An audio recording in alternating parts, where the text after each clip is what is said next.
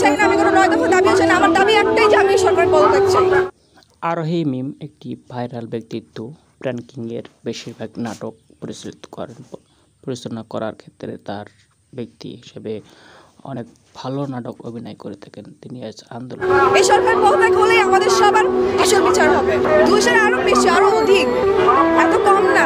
সেগুলো তো প্রথম তো কোনো কিছু দেখানোই হয় না যে স্টুডেন্টরা মারা গিয়েছে কিনা। আমরা যারা সোশ্যাল মিডিয়া চালাই শুধু তারাই দেখেছি, গণমাধ্যমে আপনি দেখেছেন কোনো জায়গায় দেখানো। এবারে প্র্যাঙ্কিংয়ের জনপ্রিয় নায়িকা আরোহী মিম ছাত্র আন্দোলনে যোগ দিয়েছেন। তার দফা একটাই, এই সরকারের পতন। এই সরকার পতন না হলে কোনো আন্দোলনে সফল হবে না। তার কোনো দফা নাই, তার শুধু একটাই দফা, এই সরকারের পতন। কত শিক্ষার্থী যে মারা গেছে তার কোনো হিসাব নাই, আহত হয়েছে তো অনধিক। সরকার যদি কোটা আন্দোলনের সংস্কার আন্দোলন মেনে নিত তাহলে এতটা গুলি করতো না এবং মেরে ফেলতো না। আহত তো হয়েছে। বিবেকে হচ্ছে গিয়ে পুলিশগুলো এভাবে গুলি করে আমাদের ভাই বোনদের মারছে। আমরা যাদের বিবেক বোধ আছে তারা কখনো এসব মেনে নিতে পারবে না। তাই আমি আজকে রাজপথে